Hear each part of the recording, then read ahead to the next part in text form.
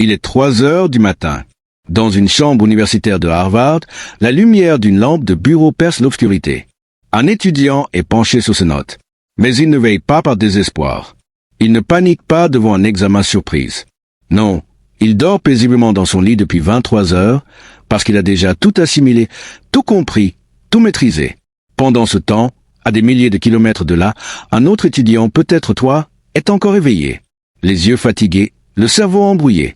Tu relis la même page pour la 5e fois, et pourtant rien ne rentre. Tu te demandes pourquoi eux réussissent et pas toi. Sont-ils vraiment plus intelligents? Laisse-moi te dire quelque chose qui va changer ta perception pour toujours. Les étudiants de Harvard ne sont pas plus intelligents que toi. Ils n'ont pas un cerveau magique. Ils n'ont pas reçu un don du ciel.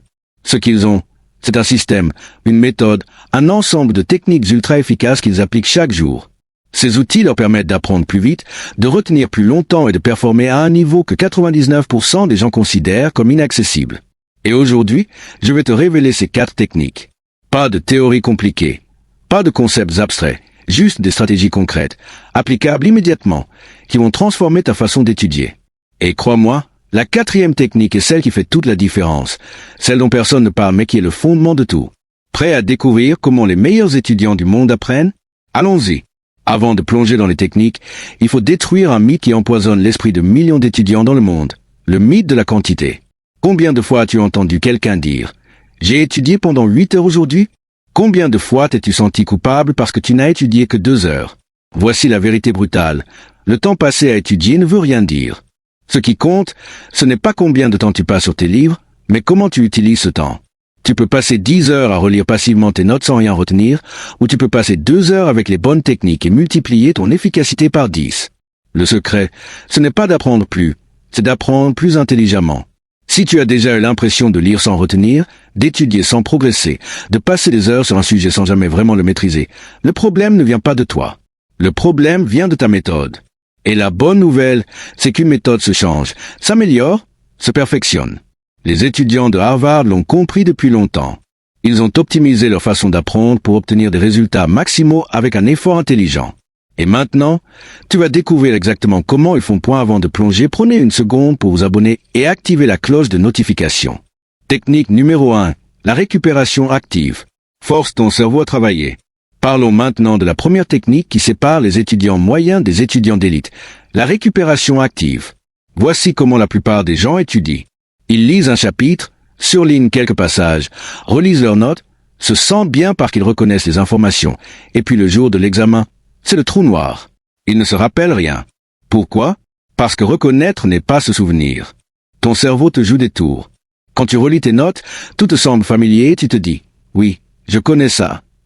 Mais reconnaître une information quand elle est sous tes yeux est très différent de la récupérer de ta mémoire quand tu n'as plus aucun support. C'est là qu'intervient la récupération active. Au lieu de relire passivement, tu fermes tes notes et tu forces ton cerveau à extraire les informations de ta mémoire. Tu te poses des questions difficiles. Tu essaies de reconstruire ce que tu viens d'apprendre sans aucune aide extérieure. Voici comment appliquer cette technique concrètement. Après avoir lu un chapitre ou une section, ferme immédiatement ton livre ou tes notes. Ne triche pas. Ne jette pas un dernier coup d'œil. Ferme tout. Prends une feuille blanche et pose-toi ces questions. Qu'est-ce que je viens d'apprendre? Ensuite, écris tout ce dont tu te souviens.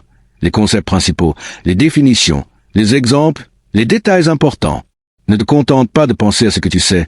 Écris-le. L'acte d'écrire renforce la mémorisation d'une façon que la simple pensée ne peut pas égaler. Tu vas probablement te rendre compte que tu as oublié des choses. C'est parfait. C'est exactement ce que tu veux découvrir, parce que maintenant tu sais précisément ce que tu ne maîtrises pas encore. Tu rouvres tes notes, tu identifies les trous dans ta compréhension et tu retravailles ces points spécifiques. Mais ne t'arrête pas là. Voici une variante encore plus puissante. À la fin de chaque chapitre, écris 5 questions importantes sur le contenu. Des questions qui ciblent les concepts clés, les idées essentielles, les applications pratiques. Puis, quelques heures plus tard ou le lendemain, réponds à ces questions sans consulter tes notes. Pas d'excuses, pas de triche. Traite ça comme un mini-examen que tu te donnes toi-même. Si tu ne peux pas répondre correctement, c'est un signal d'alarme qui te dit que cette partie a besoin de plus de travail. Pourquoi cette technique est-elle si efficace? Parce qu'elle exploite un principe fondamental des neurosciences. L'effort de récupération renforce les connexions neuronales. Chaque fois que tu forces ton cerveau à extraire une information de ta mémoire, tu solidifies le chemin neural qui y mène. Plus tu pratiques la récupération active, plus ces chemins deviennent solides et accessibles. Les étudiants de Harvard ne relisent pas passivement leurs notes des dizaines de fois. Ils se testent constamment. Ils se mettent dans des situations où ils doivent récupérer activement l'information.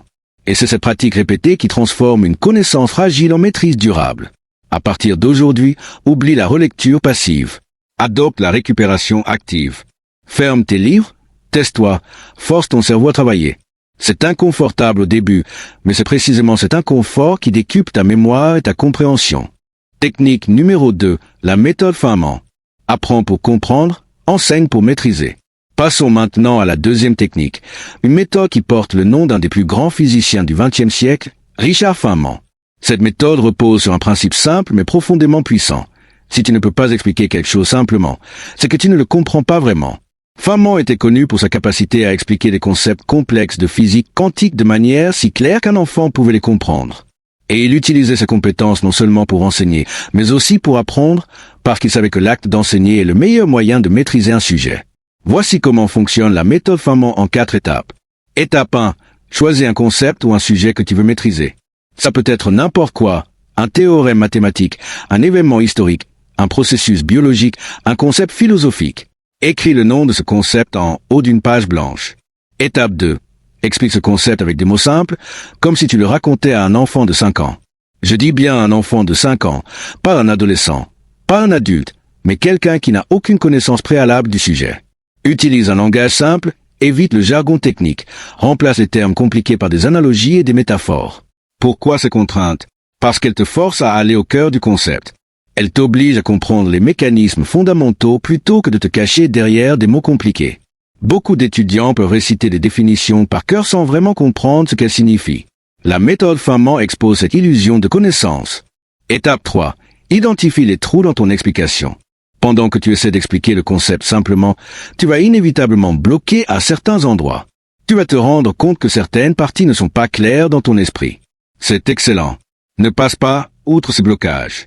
Marque-les. Ce sont tes zones de faiblesse.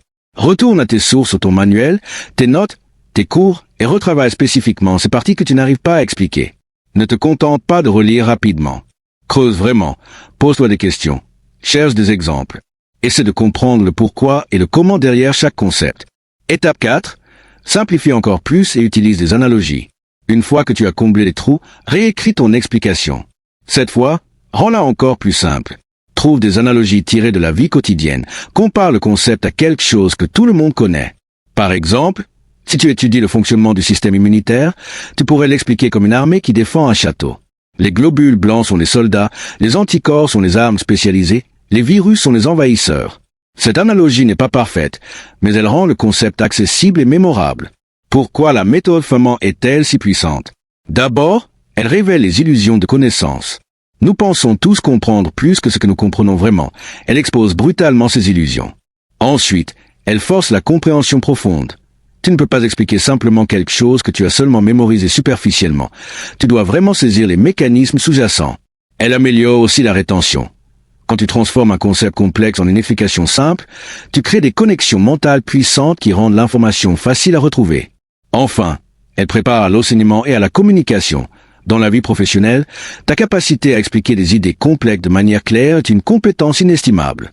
Les étudiants de Harvard utilisent constamment cette méthode. Ils forment des groupes d'études où chacun doit expliquer un concept différent aux autres. Ils s'imaginent en train d'enseigner le sujet à quelqu'un qui ne le connaît pas. Ils testent leur compréhension en se demandant « Pourrais-je expliquer ça à ma petite sœur, à ma grand-mère, à quelqu'un qui n'a jamais étudié ce domaine ?» Voici ton défi. Choisis un concept que tu étudies en ce moment. Prends une feuille blanche et explique-le comme si tu parlais à un enfant de 5 ans. Ne triche pas. Ne regarde pas tes notes pendant que tu écris. Et quand tu bloques parce que tu vas bloquer, retravaille ces parties jusqu'à ce que tout soit cristallin. Quand tu es capable d'expliquer un concept simplement, avec tes propres mots, sans jargon ni confusion, c'est que tu l'as vraiment compris. Et ça, c'est la véritable maîtrise. Technique numéro 3, la règle du 50/10. Optimise ta concentration pour une efficacité maximale. Maintenant, parlons de quelque chose que beaucoup d'étudiants ignorent complètement, la gestion optimale de l'attention et de l'énergie mentale. Voici une vérité inconfortable. Étudier pendant des heures d'affilée n'est pas seulement inefficace, c'est contre-productif. Ton cerveau n'est pas conçu pour maintenir une concentration intense pendant de longues périodes sans repos. Après un certain temps, ta capacité d'attention diminue, ta compréhension se dégrade, et tu entres dans ce que j'appelle la zone zombie. Tu es techniquement en train d'étudier, mais ton cerveau ne traite plus vraiment l'information. Combien de fois es-tu resté à lire une page complète sans te souvenir d'un seul mot? Combien de fois as-tu fixé ton écran pendant 20 minutes sans avancer? C'est le signe que ton cerveau a besoin d'une pause, mais tu continues quand même parce que tu te sens coupable de t'arrêter.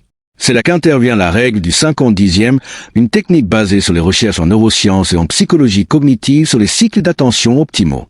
Voici comment ça fonctionne. Tu travailles intensément pendant 50 minutes, puis tu prends une pause de 10 minutes. Ensuite, tu recommences. Simple, n'est-ce pas? Mais l'efficacité de cette méthode réside dans les détails.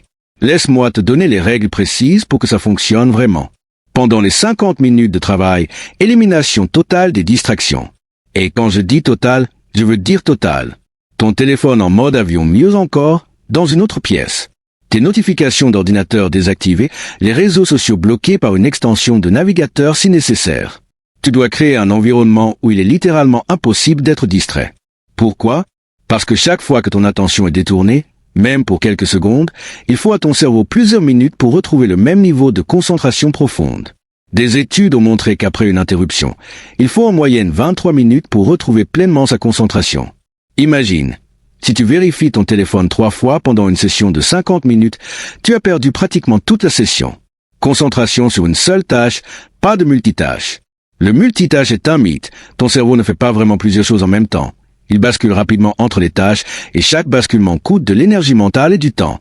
Pendant ces 50 minutes, tu travailles sur une chose, un chapitre, un problème, un concept, rien d'autre. Si une pensée te vient, « Oh, je dois envoyer cet email » ou « Je me demande ce qui se passe sur Instagram », note-la rapidement sur un papier et reviens immédiatement à ta tâche. Tu t'en occuperas pendant ta pause. Travail en profondeur. Ces 50 minutes doivent être dédiées à un travail cognitif exigeant. Ne les gaspille pas sur des tâches superficielles comme organiser tes notes ou chercher des fournitures. Utilise-les pour les activités qui demandent vraiment de la réflexion.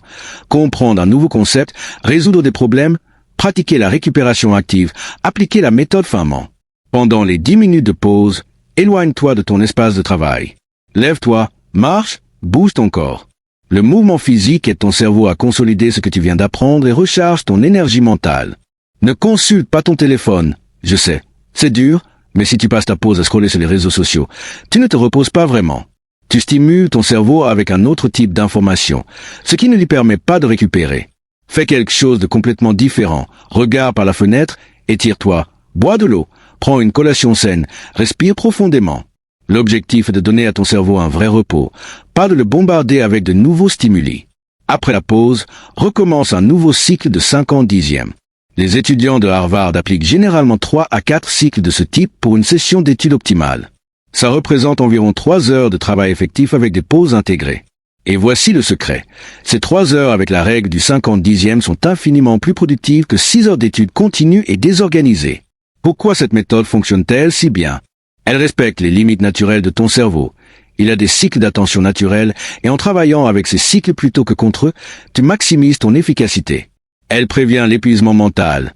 Les pauses régulières empêchent ton cerveau de s'épuiser complètement, ce qui signifie que tu peux maintenir un haut niveau de performance tout au long de tes sessions. Elle améliore la consolidation de la mémoire. Les recherches montrent que les pauses aident ton cerveau à consolider les nouvelles informations.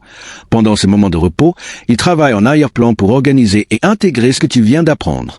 Enfin, elle crée une habitude de concentration intense. Avec le temps, ton cerveau apprend à passer en mode concentration profonde dès que tu commences une session de 50 minutes. C'est comme un entraînement. Plus tu le fais, plus tu deviens bon. Ton défi à partir d'aujourd'hui?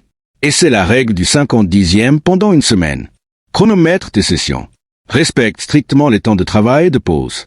Élimine toutes les distractions pendant les phases de travail et observe la différence. Tu vas te rendre compte que tu accomplis en 3 heures ce qui te prenait auparavant 6 ou 7 heures. Ton cerveau deviendra plus affûté chaque jour. Ta capacité de concentration va